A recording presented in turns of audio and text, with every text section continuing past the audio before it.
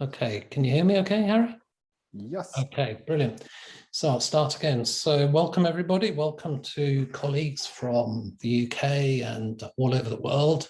My name is Raphael Kelvin. I'm the National Clinical Lead for Minded, and you're very, very welcome to the update that we're going to present to you about Minded and what we do. I'm going to introduce Harry in a moment. I'm a child and adolescent psychiatrist and I'm a member of this college. So I'm delighted to be talking to you guys who are members of the college. There may be some people who aren't, and you're very welcome too. And Harry and myself work on the Minded program. I'm a consultant child psychiatrist, and I've led the Minded program from the start, from its inception back in 2012. And we continue to produce new material and updates, and we're going to be telling you about some of that content today. So Harry Webber-Brown is our program manager. And Harry, would you like to introduce yourself? Sure, thanks, Raf. Should we put the deck up as well? We could probably share the screen now as well, which would be great. Thank you. So yes, welcome everybody. This is a fantastic event. You should have a survey or poll that's just popped up to take a measure of where you're from. So we welcome everybody from both the UK and across our international regions as well.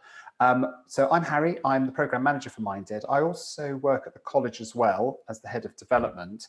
So I've got kind of two roles. So I work very closely in with the college, Royal College of Psychiatrists, and have worked with RAF since summer of 2019 already, Raf? It's almost 2 years.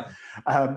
And so today we would like to run through Minded and just talk you through what we're doing in Minded. And I really would welcome any questions. So there's a Q&A tab at the sort of bottom part of the screen. Please do add any questions in there, and we will hopefully come back to questions at the end. So you should see now a poll which has just popped up. So over 70% have come from England, and then we've got a sort of broad range of people from other parts of the United Kingdom, 7% from Europe, and 5% from Asia. And if we scroll down, we can see Australia and USA and Canada. So welcome everybody. We are very much looking forward to this event. So Raf, should we go to the next slide? So this is the agenda. We're going to start off with a short intro on Minded. We're going to cover different sort of areas and how we work, the different types of formats that we've got, and also to talk through some recent developments, especially with regards to COVID. And then we'll finish at the end with what's on the agenda for next. What are we working on next? Raf will also be doing a demo about 2/3 of the way through the presentation, where he'll walk and talk you through some of our e-learning sessions. But just to say, we're always keen to hear from college members. So we've put our contact details at the end of the deck, and please do feel free to email us after this session. These slides will also be made available. Raf, should we go to the next slide? So what is Minded? Minded is a free e-learning resource. It's funded by Health Education England. I imagine many people, over 70% of people who come from England will know who that is, but that's basically a part of the NHS. We also work very closely with the Department of Health and Social Care and the Department of Education and other bodies, but in the main, our funding comes from Health Education England. The aim of Minded is very much there to equip professionals, both in health, but also in other services like teachers, emergency services, etc., and also members of the public.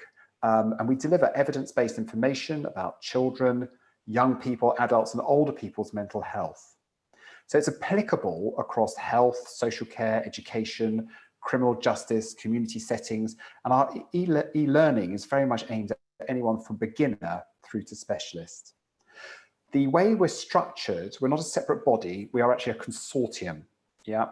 And the reason why we are a consortium will come out in a little minute, but the critical thing is our consortium members are made up of people with the very best subject matter expertise. And so there's bodies such as the Royal College of Psychiatrists who host us, the Royal College of Paediatrics and Child Health, the British Psychological Society, the Royal Pharmaceutical Society, the Royal College of Nursing, the Royal College of GPs, and others linked such as the British Association of Counselling and Psychotherapists, Age UK. And other key partners include Anna Freud National Centre for Children and Families, Place to Be.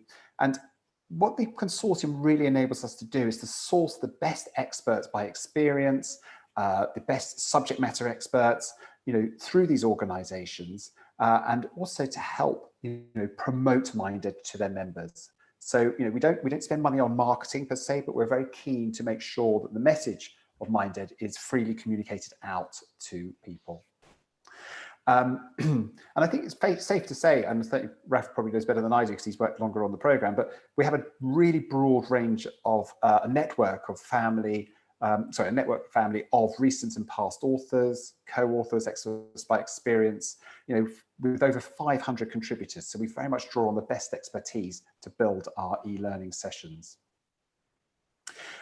Just a final point on this slide, it's just worth mentioning, is that we're hosted by the Royal College of Psychiatrists. And as the role of the host organisation is very much there to provide a place of focus from which we can work, where the programme can operate, help support the activities as part of the college's organisation itself, and also helps run events such as this, such as webinars, to make sure our message gets out.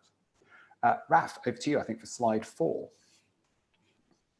Okay, thank you. So, Harry, thank you for telling us a bit about the consortium and what we are. So now I'm going to tell you a little bit about the architecture of the portal. So when you go into minded.org.uk, you will find all these sessions, and they are in a certain architecture. And on this slide, I just want to walk you through the architecture so you have a feeling for the kind of content that we've got and the kind of breadth of content that Minded has created.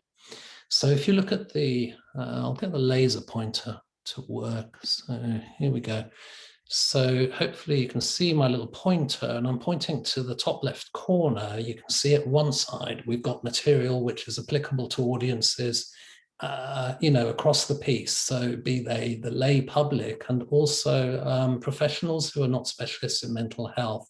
So we have a lot of material covering that end of the spectrum, but we also cover more targeted material and moving into early specialist kind of content. The audiences that we speak to are everybody who has anything to do with mental health. So although we're hosted and based at the College of Psychiatrists, we are a consortium. We're not a business or a charity. We're funded through government, and everything we do is free. But we are not, like the College of Psychiatrists, we're not aiming only at psychiatrists. So you guys, as members of the college, my colleagues, doctors, you are a key audience, but you're not the only audience. Our audiences, as we'll talk about it, stretch across education and care, health, primary care, secondary care, tertiary care, across the whole piece, and also out into the general public. So the universal audiences are catered for in part through Minded for Families, which is part of the hub, part of the Minded portal. And if you go on to Minded for Families, you will find psychoeducative material, which is aimed at parents and carers of young people, and also carers and adults of in the older age group with mental health and related issues. And the way we create and form the psychoeducative material, it's very open and accessible. You can do PDFs, download it and share it. And we envisage people using it, and people do use it directly for themselves, but also for professionals like yourselves to give it as information to your clients, to your patients, to the carers of your patients for psychoeducation, to support the work that you're doing diagnostically or clinically or therapeutically, whatever setting you're working in. So psychoeducation is a big component, but a very large component to what we do is aimed at the broad professional network that I've been speaking about. And for that network, we have psychoeducative material, but we also have material which aims to improve knowledge and improve learning about mental health. And it's all aspects of mental health. For the most part, so far, we've been working on children and young people's mental health, but we do increasingly have content which is for adults, for people with learning disability, and for older people too. So the portal is growing and expanding as we speak over the period that we've been working.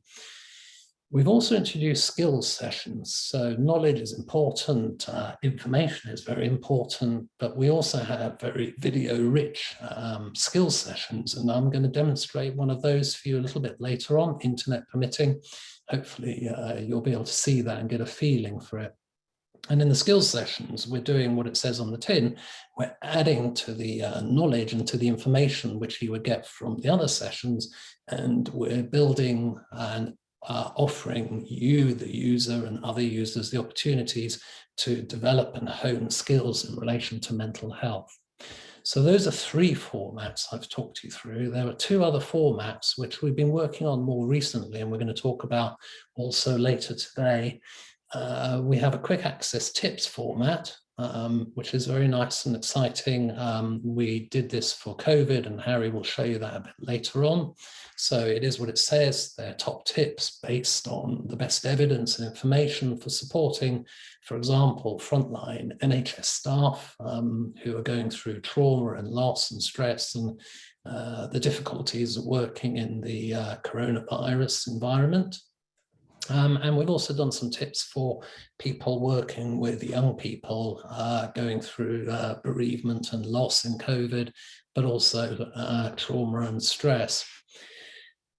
And finally, the 5th kind of format that we did work on and been working on most recently with the Department for Education and indeed across the whole of government is a webinar format for a thing called the Wellbeing for Education Return Programme, which again, I'm going to tell you a little bit about later on.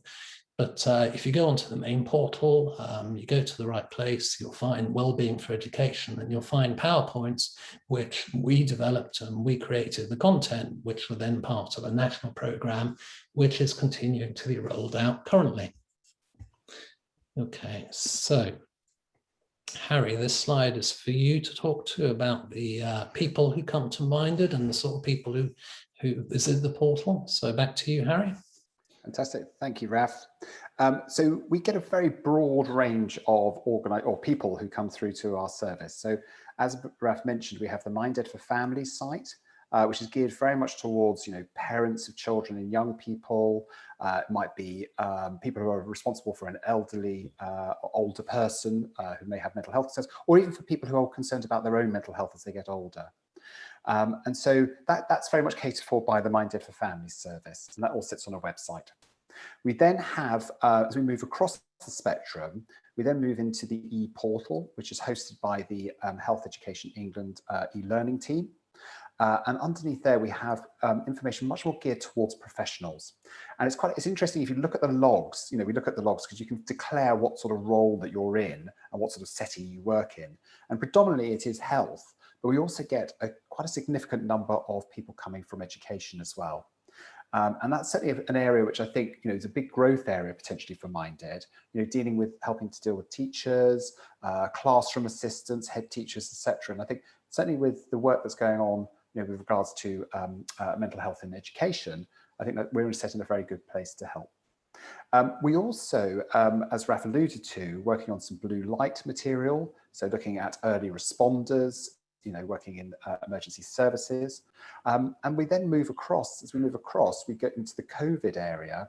And this was quite rapid response work that we did almost this time last year, actually, maybe a little bit earlier, about sort of March, April time of last year, where we were asked by HEE to help or develop content that would help people working in intensive care settings, dealing with COVID cases, etc. And those were the tips that Raf alluded to earlier. So they're very much around sort of hospital settings, very sort of specialist settings, etc. But we do have a lot of material out there. We have 500 sessions, e-learning sessions in the main portal, and they are growing.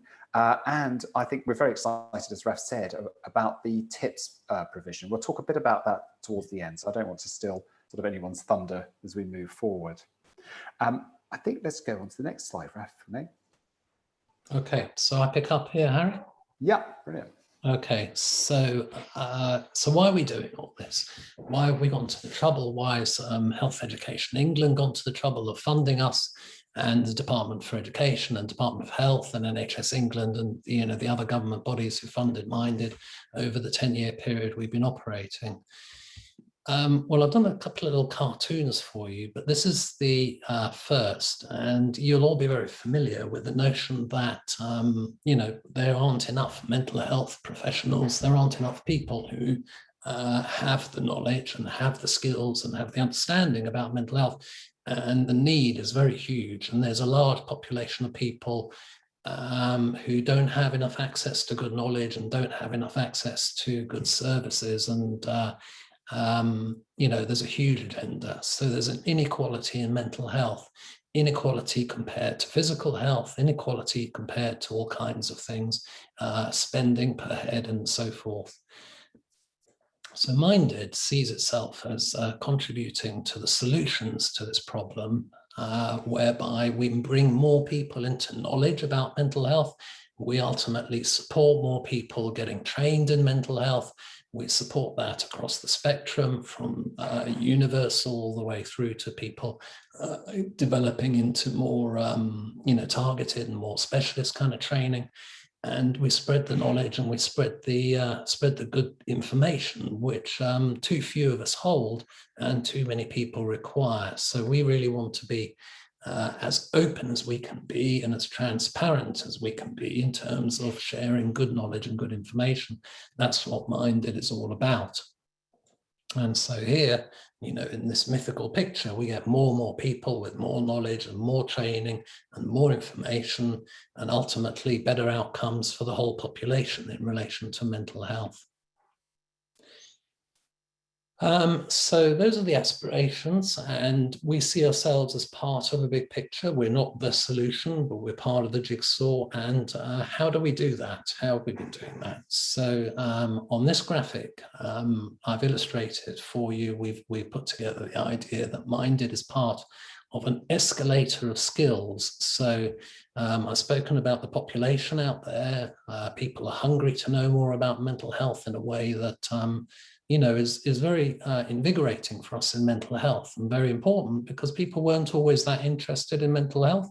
But also we know that we need so many more people to be doing more for each other in the population, in communities, but also to be going up a skills escalator and getting better trained so that we can address the huge workforce shortages and the difficulties we've got in recruitment and so forth. So Minded supports early interest, and it supports people getting trained and getting CPD, and ultimately supports people doing more for each other. And we do that through developing content, which is very carefully matched before we develop it through a scoping process against national strategic priorities and with careful stakeholder consultation. And then we create the content through a series of curricula. So when you look at 500 sessions, they're not 500 sessions that are just being plucked from the air. They're 500 sessions that are being carefully curated in a series, multiple smaller and some larger curricula, some of them with 6 sessions in, and sometimes the curricula have got 30 or 40 sessions, but they cover particular requirements for learning and development. And each session and each area of content is very carefully targeted according to the age group, according to the audience we're speaking to, whether they're lay people or non-specialist professionals or early tier 2 professionals, targeted audiences, or audiences who are working in more specialist and indeed possibly even in tertiary services. So the level of knowledge, the audience, the age group all matter greatly to how you write content. So we are aiming to support meeting the challenge of mental health and the workforce and the whole community. And first of all, as we've been telling you, the content that we provide, we develop it to be as evidence-based and as trusted and as built on good practice as possible. And in doing so, we're developing a language, a lingua franca, to share across communities, across society, professional groups, education communities, and the people's homes across the whole of society.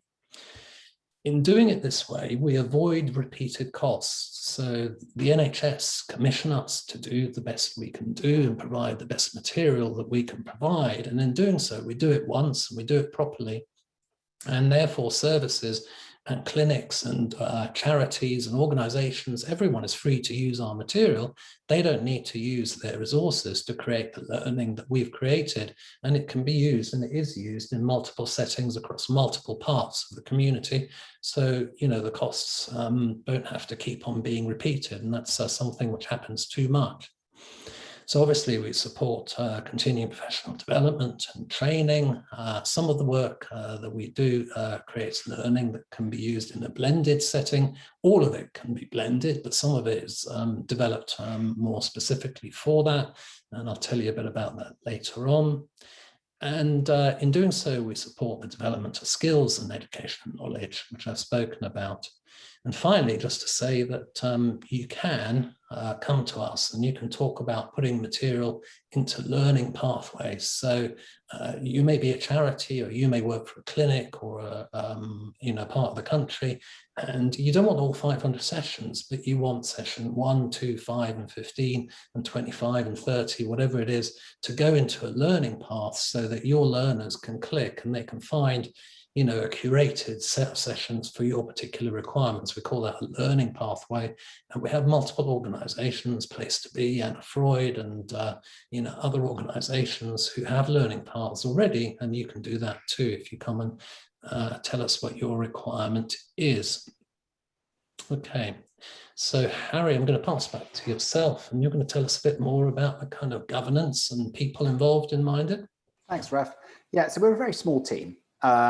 And I'll run through the internal team in a second. But the critical thing is, the oversight and governance is handled by Dr. Neil Ralph. So he's a clinical psychologist by training and a technologist and mental health specialist. And he's the head of technology enhanced learning at HEE. And so his work is very much, leading teams of technologists, program managers, clinical advisors, etc. And TEL, Enhanced Learning Team, is responsible for the delivery of a range of different national digital learning platforms, such as the Learning Hub, the eLearning for Healthcare, and digital learning services. And we sit on those hubs. So we don't host our material, we develop material for HEE, and it sits on their hub. So we have to provide a very high level of quality assurance. And Dr. Neil Ralph ultimately is the steering group chair, so he has oversight of everything we do. We then have Dr. Alistair Thompson, who is a consultant paediatrician at Mid Cheshire Trusts, and he chairs the consortium and the meetings. So we report to him on a sort of regular basis. We have meetings with him once every couple of months, just to make sure the programme is on track. You've obviously met my learned friend, Dr. Raphael Kelvin, so I don't need to introduce him.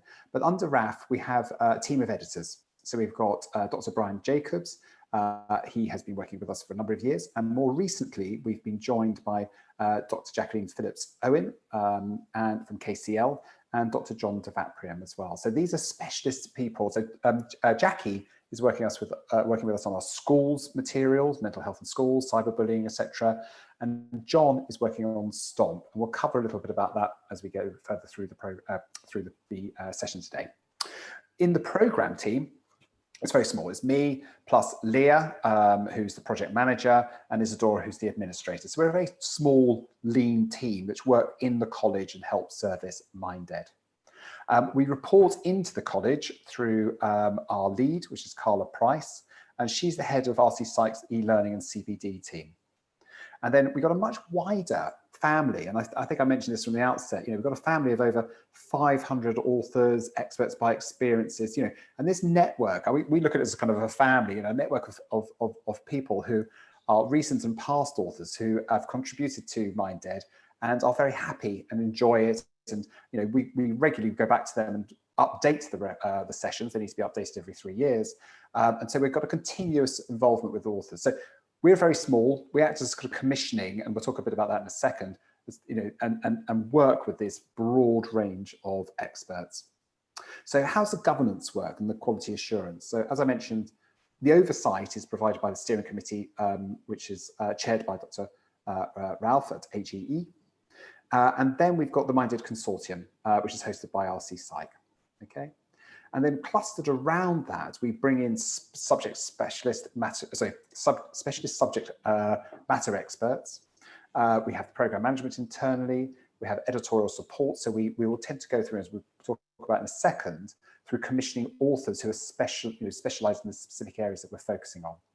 We also make sure that everything we develop is checked by experts by experience, with lived experience.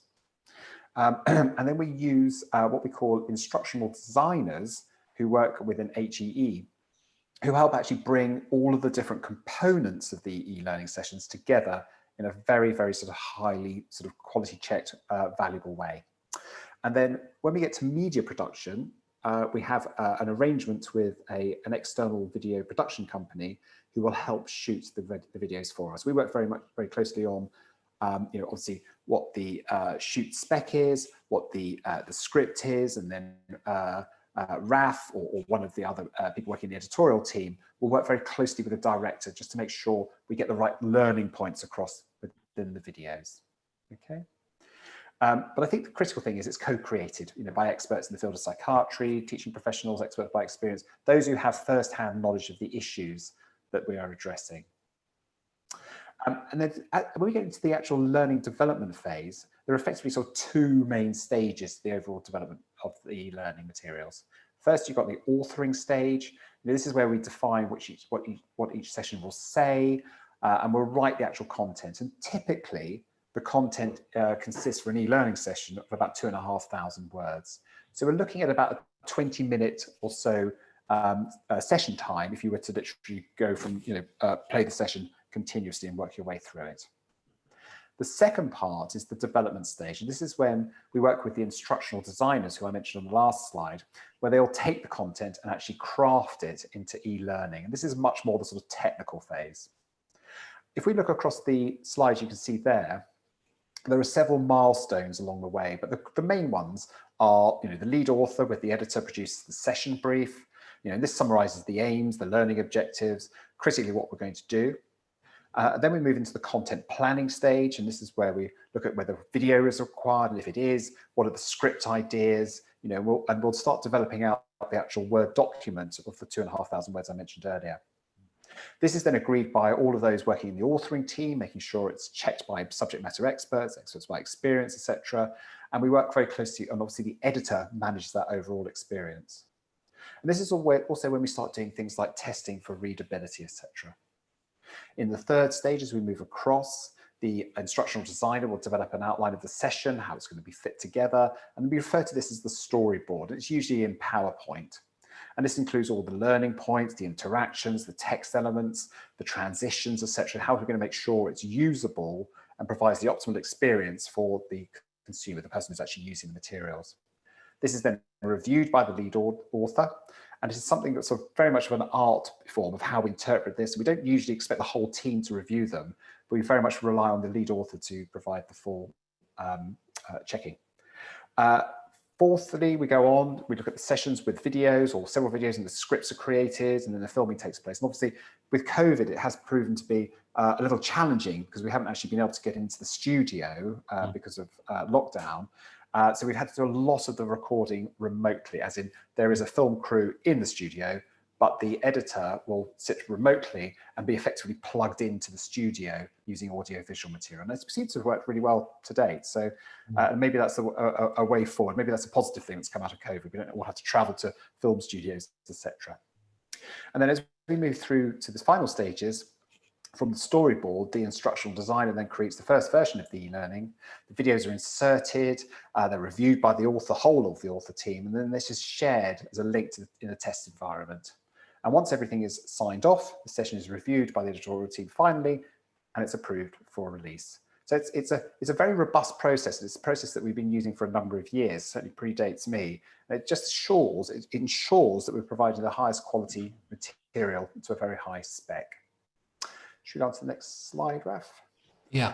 Okay. So I'll be picking up, Harry. Yeah. Do you want to pick up this one? I'm very happy either way, Yeah. Raf. Yeah. Yeah. Okay. So I'm going to take you into a little kind of demonstration of the content that I've been talking about. And just to remind you, we have 5 different formats across the portal. And I'm going to show you a little bit about the knowledge and psychoeducative formats, the standard e-learning stuff, and into skills building. We're going to show you the tips and a little bit about the Wellbeing for Education webinars that we produced.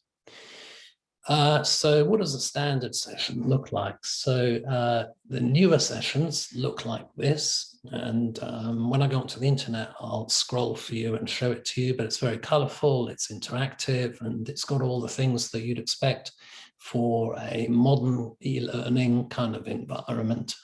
So we like to think it's appealing. We write everything very carefully to be as clear and as simple as possible, even when we're talking about complicated things, because the goal that we have is to share the information as widely as possible across the piece. So we avoid very high level technical language, even when we're talking about high level technical things. And that in itself is quite an art form. This is a snapshot from the skills building format, and I hope to show you a video clip which demonstrates this. So in this particular skills building session, you can see there's a person who is a teacher who is talking to a rather uncomfortable looking young lady who is a pupil.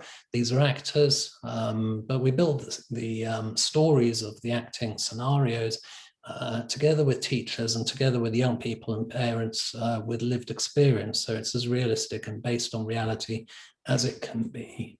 And we have a script which has points where you can stop the film and you can have a reflection point and you can learn from the micro moments of the interactions to build your skills. And we do that both in the video itself, but also in downloadable PDFs, so you can use it for a workshop and you can say, you know, what was he doing with his body language? Was it the right place? What do you think about the interaction and so forth? So we have annotated micro moments of interactions in short video clips, which are very powerful for learning and for reflecting on your skills and how you do things. So in the skills building sessions, we have a front page, which gives you a kind of case study, like a story. And again, I'll be showing that to you shortly. So for example, in the sessions that we created for adult suicide and self-harm prevention, we have a little story of a lady who's sadly been bereaved by the death of her husband through suicide, and what happens to her and who she talks to and how people deal with it. So here's the lady talking to her boss from work, and again, we play the video and we show ways in which that conversation could go well, and we also show ways in which that conversation may not go so well, and what can you learn from it, and how can you dissect it from a interactional and skills based approach. And then we have the Wellbeing for Education return, which is the webinar format and the PowerPoints that I was alluding to earlier on. So any of you who are working in schools or working in the community relating to schools, you should be aware of this program and look it up. You can find it if you go to the portal, and it's called Wellbeing for Education Return.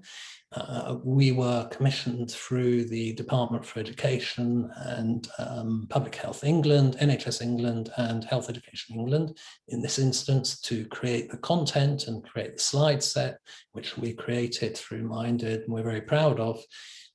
Two sets of PowerPoints that you can download and you can use, and they were developed to be delivered in webinar format. The Anna Freud was our partner in doing the webinar delivery to the local authority areas. And there's a kind of training, the trainers cascade, which is still taking place, going out into all 23,000 schools and colleges across England. And it's reached, the Department for Education is very proud of reaching over 90% of local authority areas, penetrating, giving knowledge about the first webinar covers resilience and well-being and building resilience and building well-being in the return to school after COVID. And the second webinar it works on a bit more targeted mental health issues like mood problems anxiety, stress, bereavement and loss and so on in the context of COVID. So two very, very, very successful webinar programs that we've been involved in. And inside those PowerPoints, you find slides. I'm not going to go through this slide, but it's a slide in the first webinar, and it looks at how... This slide highlights a holistic way of looking at resilience. I'll go back a slide, we just jumped. Yeah, so this slide talks about what helps children to learn and the circumstances in which learning is enhanced versus the psychological circumstances in which learning gets impaired through fear or stress or psychological difficulty. And then this slide highlights a holistic way. Okay, so I'll start her playing in a moment. You have an audio overpiece for the webinar that was done by the Anna Freud Center. And this is one of the slides about resilience and building resilience. And I'll just play that for you a little bit so you get a feeling. You can download the audio recorded webinar alongside the main webinar content. So let me just make this work. This slide highlights a holistic way of looking at resilience and the various influences on children and young people's resilience. You may wish to ask the group, what do we all need in order to build resilience at all ages? This slide provides an important opportunity to highlight the importance of relationships, family, individual, and community dimensions of resilience. This can also give ideas for signposting into resources to support resilience building. However, there is an important note for marginalised, isolated, or otherwise at-risk children or young people. For some children and young people, school and college can provide an important protective role when other aspects of their lives, such as their home or family life, might be difficult or challenging for them. For these individuals, there's added importance of the school-college communities, wider community and peer networks, friends, mentors. Okay, so that was really just a clip just to give you a feeling for the Wellbeing for Education Return webinars and the audio versions of it too. All of that is on the portal. If you want to go and find it, if you want to use it, please do. It's there to be used in your communities for teaching and training and support and education. Okay, so now I'm going to switch into a live demo to show you some of the content that I've been talking about. So let's hope the internet stands up and we don't have any problems. And I'm going to show you the ACEs for schools, adverse childhood experiences work for schools, one of the learning sessions. And I'm going to show you some videos from our suicide and self-harm prevention work that we did for schools and colleges. Okay, so stop sharing. Screen share.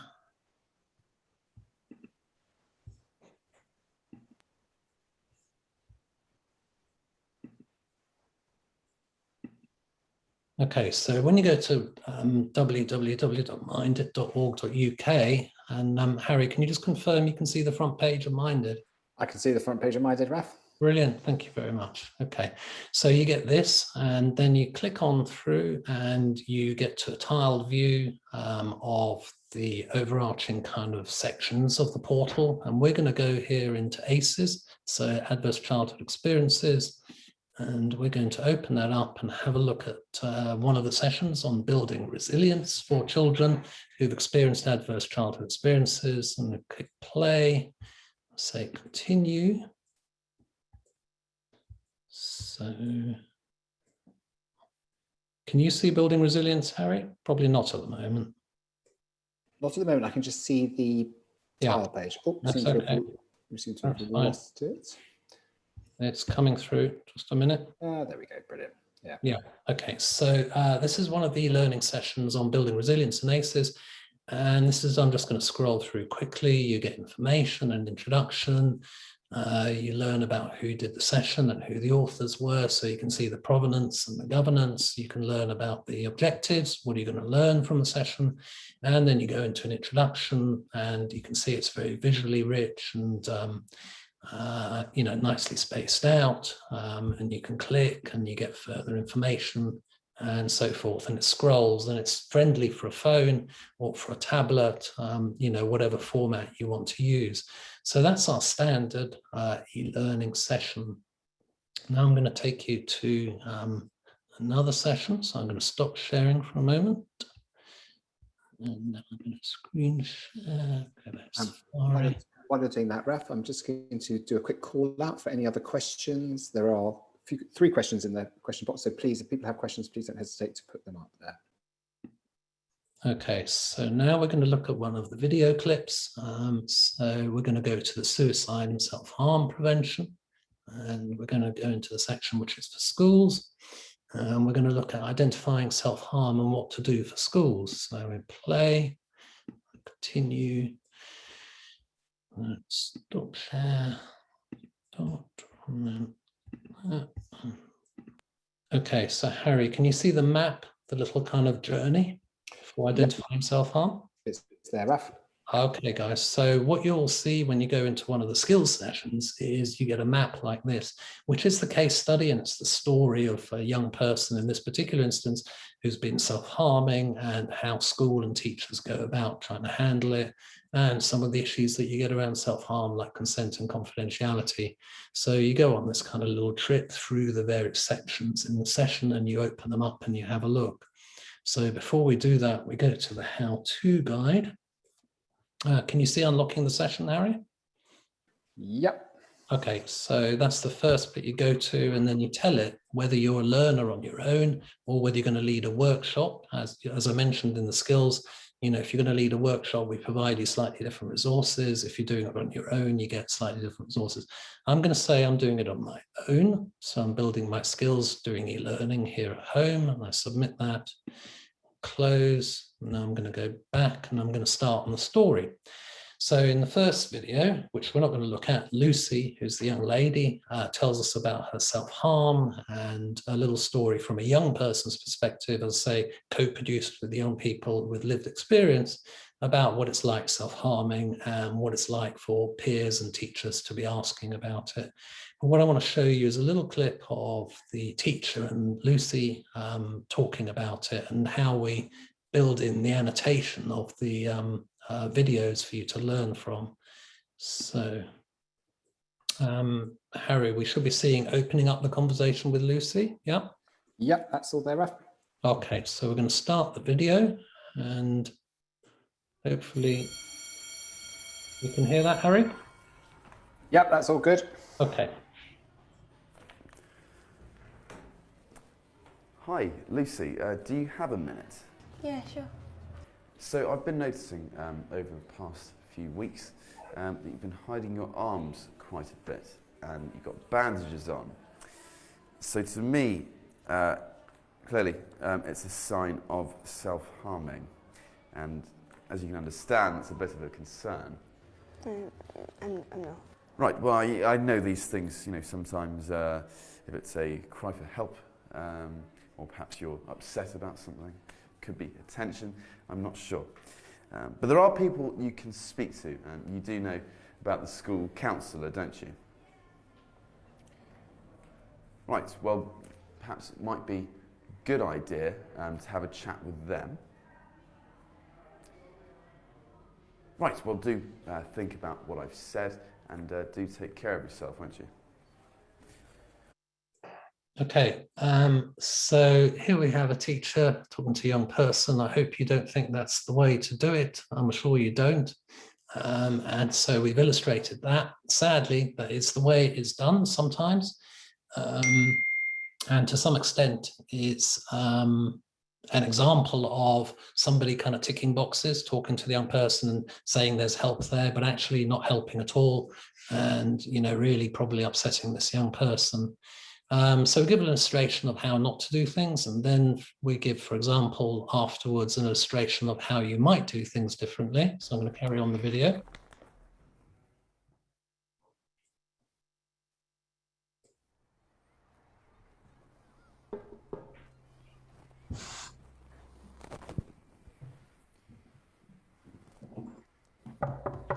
Come in. Hi, Lucy. Do come in, have a seat. Thank you for coming to see me today. I just wanted to check in with you, as I noticed you haven't been hanging around with your friends as much recently. So how are things? Good, yeah. I mean, are you sure? You haven't quite seemed yourself, and I've noticed the bandages on your arms.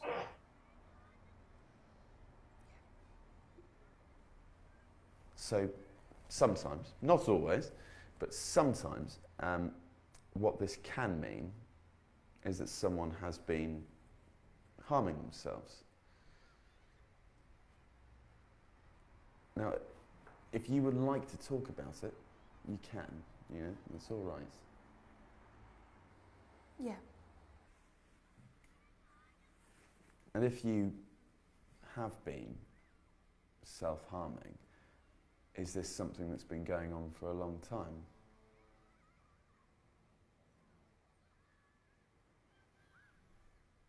Well, I really appreciate you coming in today to come and see me. And I want to do everything I can, to provide the best help to you. So at this stage, is there anything that you would find particularly helpful, or anything that we can do? No. I just wish I didn't do it. I hate that I am too weak to cope when things get stressful. If anything, you've actually been very strong in coming to see me today. Okay, so for the purposes of the time we've got, I'm stopping the video at that point, but you kind of get the feeling for a different way of interacting and a different way of doing things, and a way that could be much more fruitful in the school setting. So having watched the videos like that, you then click here and you can go down, and I'm going to start this and play this and show you just a little illustration of the same video playing, but this time you'll see some of the interaction points coming in during the playing of the video. I'm not going to go through all of it because we haven't got time, but just to give you a sense of it and a feeling for it.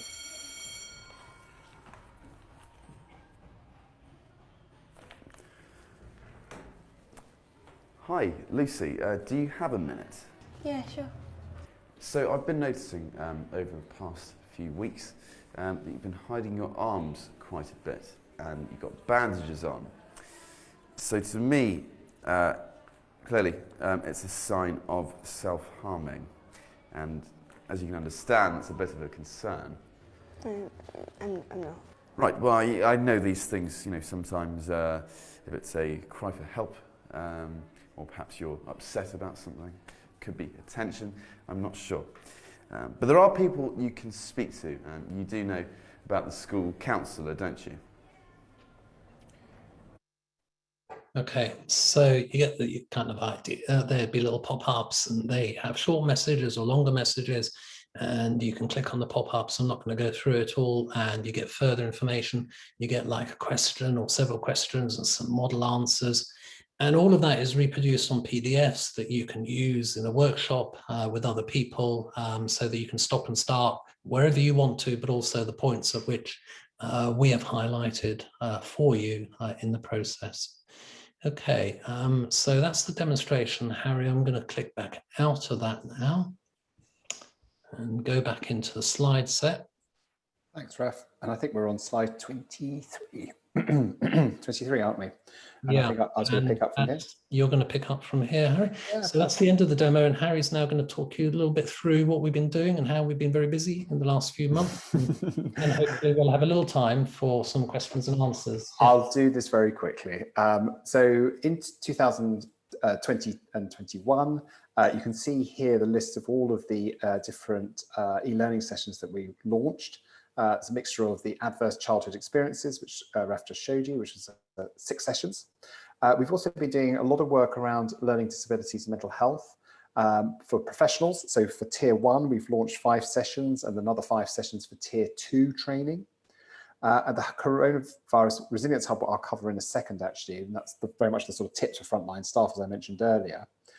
We've also launched a public mental health session, and excuse me, we've also released the Wellbeing for Education Return, which was helping teachers and classroom assistants return back into the workplace and spot where there may be problems, etc., with children returning back into school. So that was all launched in September. So what's been interesting with the last year was we had a sort of we had a very sort of clear plan of what we were going to do, and everything was, I'm sure with a lot of people on the call as well, everything was sort of turned over when COVID happened, and we had to pause certain programs. We had to focus very much on the tips initially, then on the wellbeing for education return. So as far as the sort of program management concerned, it was very dynamic last year, I should say. That's one way of putting it. It's certainly one way. That's a polite way of saying it. But so we reacted very quickly, though. And as I said at the outset, we're a very small team, so it wasn't the case that we had sort of vast resources that we could draw on. But certainly within that team, I think we worked very well together. We pulled together, and we worked very at pace to get information out there to help people working in emergency settings. If we go to the next slide, this just gives you a good sense of what was delivered. And don't worry, I'm not going to go line for line, but you can see, when lockdown happens, and what will be interesting when we move on a couple of slides to look at the traffic, the sort of the session launches, etc., which is the way that we measure how we're doing. You'll see a huge spike when a lockdown happened, and everybody, the health services were massively mobilizing to deal with the influx of people coming into intensive care units. So I suggest, just because we've got very limited time, I'm going to skip it. I mean, the slide will be made available, so you can see it, read it at your leisure. But on slide 25, you can see the COVID Resilience Hub. This was a real step change for us, because normally, when we're developing e-learning sessions, we follow the route, the process that I showed earlier to you. And that takes a good 9 months to do. We want to make sure things are done at a very, very high standard. But with the COVID Resilience Hub, we had to move at pace. And what this is doing is providing support for frontline staff to manage their mental health and well-being, because obviously they're working in very highly stressful environments. And we did this by consulting over 150 experts from across the globe to find the best tips around particular subject matters. So things like helping each other, tips for managers working within dynamic teams, stress, fear, etc. And we wanted to make sure that these tips were very digestible, very easy for very busy professionals. And so we built the service to make sure it was mobile first. It was mobile friendly. So you could use it on your mobile device as you're going into a care setting. And further information was available, so you did drop down boxes, so you can see some of the tips, for example, on this page. And it was very much there geared to be quick, easily accessible, easily digestible. And what's been amazing about it is we've had, I think, over 70 or 80,000 views of this without any marketing behind it. We just had this phenomenal growth in this. We then went to phase 2, and more recently we've just launched an additional set of tips to augment what was already there around stress, trauma, loss and bereavement. And this format, I think, is particularly interesting for us because it allows us to work at speed, at pace, and provide value into people's pockets very, very quickly. If we go to the next slide. So on the numbers, it's always difficult to sort of pull out numbers on the slide, but you can see here, working from January, moving up the slide as we go through the months, you can see the phenomenal growth that we had from January. If we go to the sort of bottom right-hand corner, you had just under sort of had 14,000 launches. So that's individual launches of the service, of sessions rather. And then when we hit April time, when we were starting to get into sort of heavy lockdown, and through May and June, we had this huge spike in growth, which was developed because the HEE in particular were mobilizing their forces, making sure that the people working in care settings, health settings, had free access to all this information. Everything is free anyway, but they just want to make sure it was very heavily promoted. And I think especially around mental health. And so as a consequence, we saw this really big spike in traffic coming through in launches and consumption of our services. If we go on to the next slide. This is us for this year to date. So even with COVID becoming more of a sort of a way of life now, we've still sustained very high traffic. So compared January from 2021 to 2020, we've had a phenomenal growth anyway. And we see this sort of growth patterns happening within Minded anyway. As more people get to know who we are, you get higher rates of consumption. And this is great for us. We're very, very keen to talk to organisations, other people. Raf mentioned earlier around, setting up clinical pathways. How can we build from what we've already got and cluster it in a way that makes it readily usable by particular target audiences. Let's keep cracking on because we've only got 5 minutes, and I know there's some questions in the question box there. So we go to the next slide, Raf. So what's coming up in this year? We've got STOMP. We've got 6 sessions which are well developed, and another 4 rapidly coming behind them. And that's looking at stopping over medication of people with learning disabilities or autism or both. Yeah. The blue light services stuff we talked about earlier. We've got tips which are almost ready to go live. And we've got some e-learning sessions that are going to follow that over the course of up through to the summertime. So that's people working in sort of highly stressful environments. The school stuff is happening as well. So that's we're working with Jackie, as I mentioned earlier. And that's coming from bullying, cyberbullying, what the policy around educational mental health, the green paper. And more recently, we've been asked to do some work on gender dysphoria and sexuality. So that's kind of what's in the process at the moment, what's coming in. So just before we wrap up, and maybe we could look at some of the questions, Raf, is the big call out for us, and this comes from our chair of the consortium, Dr. Alistair Thompson. Please tell 3 people about us. Now, today, I think between Raf and I, we've told up to 200 people. So I think our job's done for today. But please, I implore you to go out and tell people who you think this would be relevant to. Let them know that we're here, and we've put our contact details there. So we're very open to sort of receive emails if you've got ideas, or you want to work with us in some form or fashion, or you just want to know more about us. Please don't hesitate to get in contact. With the last 5 minutes, I suggest maybe, Raf, we could focus on maybe some of the questions that have come in. Yep. Do you want me to read through them, or can you see them? Do you want to read through them, Harry? Yeah, so the first one came in. Hello, I have an NHS confirmed job offer, but I'm still in my home country and I'm yet to join my job. Can I use my personal email address to register for Minded and later change it to my work address, or wait till I join my job? Yes, although if you're abroad, I don't think you can register, but you can log in. All the content is open internationally, so you can see all of it. But I think you can only create an account from a UK address. Yeah, and creating an account is valuable because it means you can store what you've learned previously, what you've used previously, and you can use that for CPD. Okay. You'll still see everything wherever you are, whoever you are. So please do use it and feel free to use it. The next one is, in the past, me and my colleagues advised patients to use a website called getselfhelp.co.uk. Is it possible for you to comment on how Minded is different from that website? I think that's a CBT website for personal use, as opposed to people working with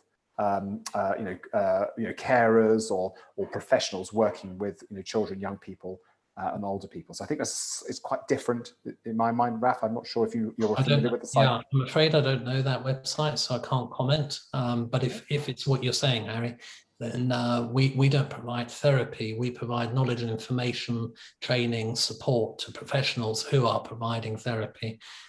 We provide psychoeducation, but we don't provide direct therapy, if you like, to the customer, to the consumer, to the client, patient. Brilliant.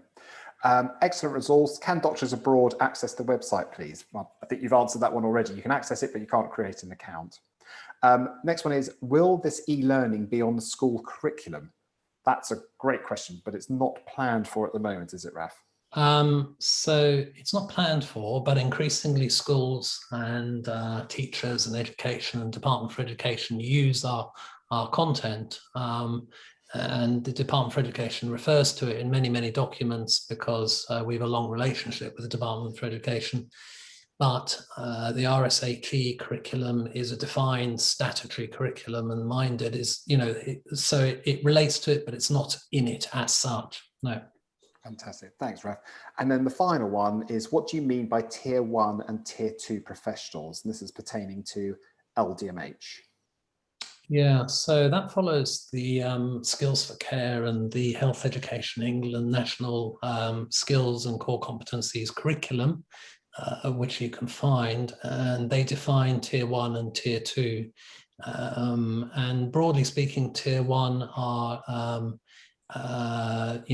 staff who don't have any particular training at all in learning disability. They would generally be care staff or general health staff. Tier 2 are people who have a bit of training. They're not specialists, so they're not like psychiatrists or specialist psychologists. They're generally, care staff or general health staff, but with some expertise, some knowledge. So it's a second tier, but they're not the specialist tier. So that's broadly speaking. But you'll find it in that document in detail, and we work to and from that document. Brilliant, thank you. And then just to round off, there were 167,242 page views on the Resilience Hub. So Isadora has just corrected me on the number. So thank you, Isadora. And I'd also like to do a final call out just as we finish that. Please do complete the feedback survey, which was also posted up on the chat client. So I think we've finished now, Raf. We're at 5 o'clock. So I'd like to say thank you very much to the college for helping to host this.